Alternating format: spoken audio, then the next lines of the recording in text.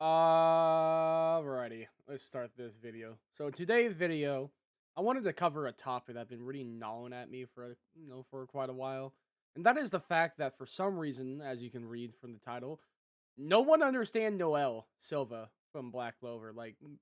Everyone thinks this bitch is weak, or just like an asshole that makes no sense. I didn't mean to say weak, but more just like she don't deserve her strength. That she should be a lot weaker than she should be, and that she didn't really earn her power.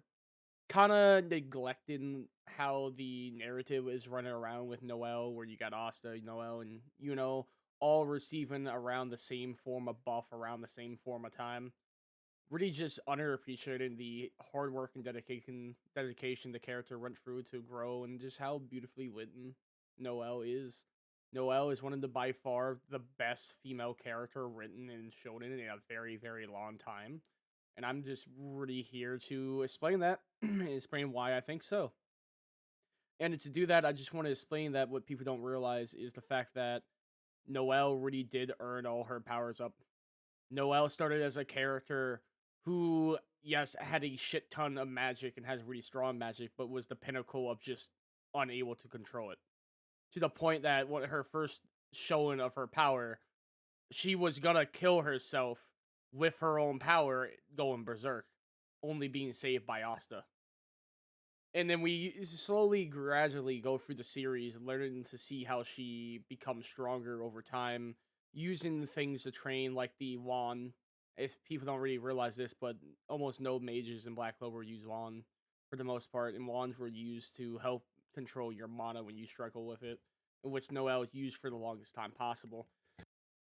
What people seem to forget is the point of Noelle as well. She's based off the ugly duckling little fairy tale thing, whatever you want to call that shit, where, she seemed to be weak, seemed to be terrible and all this shit, but in reality, she's strong in her own way.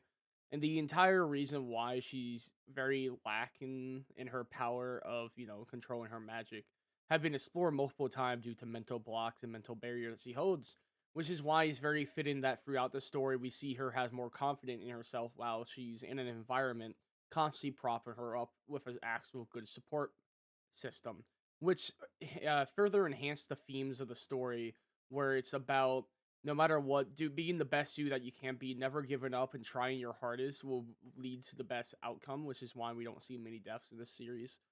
Because Noelle is trying her best, constantly training to get stronger in a good environment like the Black Bulls, where they treat you like family, giving her like an actual family, not talking about, oof, the Silvers were rough to her, man. God damn. So once she's slowly getting her confident in, as we see her desire to save and protect people slowly amps her around the series. With my favorite, what's one of her best moment, my favorite moment in Noelle was in the sea temple, the sea dragon temple, I think it was called, or something like that, where you see her, wanting to protect Kona, her best friend, and to do so, she finally realized, I ain't gonna hold back. I'm not scared to hurt people anymore. And it was stated that the reason why she doesn't attack people and why she always misses her attack, because she don't want to hurt anybody. She just can't. She's scared to do it. And now put into a position where either her friend die or she steps up to an occasion where she finally get the mental resolve to, actually attack somebody with full power. Which is definitely why Black Clover is really fun in most shonens, is usually power up comes with mental resolve. We see this all the time. Hell, in the first episode of Black Clover, we see this with Asta. He's getting his ass beat by the chain dude, stealing Yuno's grimoire. But once seeing his own grimoire appear, having believe in him, he gets the mental resolve to power up through and then speed blitz the dude and one shot him. And that's just usually how Black Clover works as well, where we constantly see new spells and power up comes from mental resolves. The betterment of oneself, really enhancing the themes. So that's where I want to bring in is the fact that Noelle does has a journey of power, where her power is less about attaining more power and more about controlling her own. Don't get me wrong, we do see her learn to control her power. Like we see this with it's kind of like this. This is what's very interesting. So we got the Light Triad, which is Asa, Noelle, and what they represent. Where represent just natural gifted talent. He's born with he doesn't have much struggle in his life. He's just born with a lot of power. He trained hard for it, have good control over it, and he only really gets stronger whenever he's put on a position to struggle, I guess you could say, where we only see him, you know, whenever he's in a tense fight that's really pushing him, when he learned to fight through it harder, it's kind of just hard to describe. I gotta reread the manga for that one to get a better understanding of but pretty much he more represent natural talent and everything, giftedness and all this shit on their side of the trio of the protagonists, where Asta is about constantly training and gaining power, where it's not necessarily about, having power already or having to learn to control his power, whereas more him gaining power, where he does have to learn to control it a little bit, but it's mostly about him gaining power through the anti magic and getting stronger over time. And then finally, you got Noelle, who's supposed to just represent, you know, controlling her power, not necessarily about gaining it. She already has, like, probably the strongest magic, like, one of the strongest magic in the series for a good point at the start, but she just had terrible control. And the reason why I say this is her magic reserves have always been insane. Even without much training, she really get these massive power up that puts her above a lot of people. It's pretty great. And it's just more about, having self confidence, believing in oneself, and learning to control what you got. And that's really her themes. So after we see her gradually over time learn how to control her power, here she is being put in a situation with the compass elf, where everyone around her is unable to control their mana. She can't control hers either. But yet she want to protect everybody. Everyone around her, she care about her family, despite the atrocity they did to her, the mistreatment.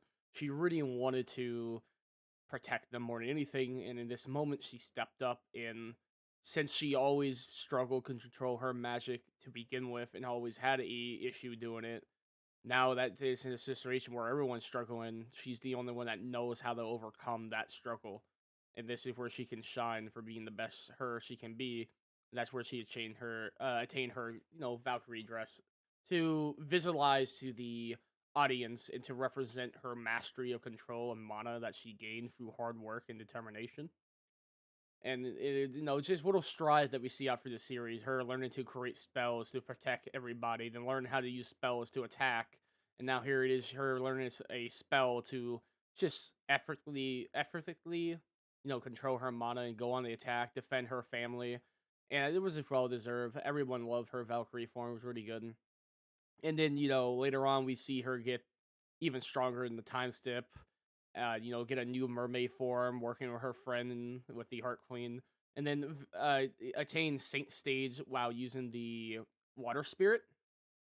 So that one, people like, oh, but that's an ass pull. He knows he got a Water Spirit, but it's just like, first off, eventually she is gonna get some form of spirit because you got Asta having Sylph and Libe, all of them have some form of spirit, so it makes sense she's gonna get a spirit at one point. But this one's more temporary, and she did get trained by the Dryad for a bit, so there is a bit of training there. This is a spirit she has a connection with, and it was just overall all right. It wasn't the worst. It was pretty good. And right there, it set up some foreshadowing how later on she will get a spirit of her own, so that she can use it. And I feel like that moment, while it makes sense plot wise, why she would have the water spirit being like one of the strongest water mage in the series, or the strongest water mage in the series, that she would temporarily team up with the water spirit from the Heart Kingdom to gain power, while also, allowing Noelle to get some form of training with a spirit in general, which is setting up this final moment that people are calling Aspel, which is the Leviathan form, which is the thumbnail of the video. Whole point of making this shit. Sorry for all like this long rant to get here, but pretty much the Leviathan makes sense, not an Aspel, because the Leviathan is supposed to realize her destiny as well as her, overall strength and growth from the series as a whole. Stolen from her growth to be able to control her mana, learn how to defend with it, weaponize it, and then ultimately learn how to combine it with a water spirit, all cultivate into her being the water goddess, which was foreshadowed ever since the Water Temple arc. them calling her the water goddess the entire time, all the time, and then to represent that to her fullest potential, where she hits her absolute peak, the strongest she could ever become. Her power is realized, and she is now able to harness the Leviathan spirit. We don't know too much about the Leviathan himself and what he is, right? Not at all. But he's pretty much like a spirit. He's like a Libe equivalent. He's like a no self equivalent. So it makes sense she finally gets one her own to make her own power. It's just hers were last. And I wouldn't say, like I said, it was a ass pull because, like I said, this shit was foreshadowed at the start of the series with the Water Temple. This is shown with the fact that she's supposed to reflect Asta. And, Asta uses Vive for anti magic, something that he uses to gain power that can, come with his hard work and a bond to have with a brother. Then we have Elf. Then we have like Elf, and Soph and giving him like two power up was kind of bullshit, but we don't count the elf part and just self is his, which he got at the start of the series. By the way, no one calls that shit an ass pull. I don't know why. It's literally the same thing. Elf, like goddamn, having self is the same as Asta having Libe, and is the same as Noelle having the Leviathan. But no one's over here is like, oh, this is bullshit. This is ass pull. This makes no sense. She shouldn't have this shit. Rah, rah, rah, rah, rah. But everyone's like, oh, anti-magic devil for MC. Yes, this is right. Oh, MC rival get spirit. One strongest of four spirits. Oh, oh. No one says word. Ooh, ha. Whammon get power up. Ooh, ah. Same as MC and rival. Ooh, ah. Ass pull. Ooh. This is bullshit.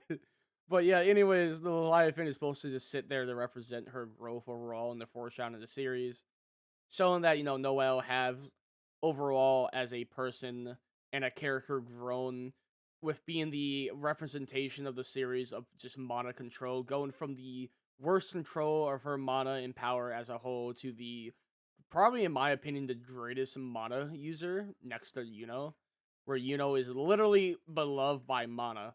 Like is so beloved by mana that little mana zones that can just negate any other mana users from using their mana by making it just not obey them.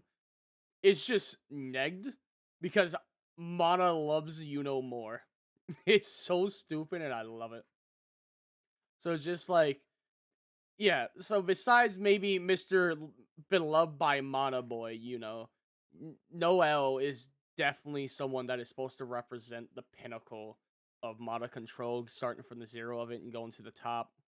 Really showing her hard work. We see her train using her mana the whole time, see her struggling to control her mana the whole time.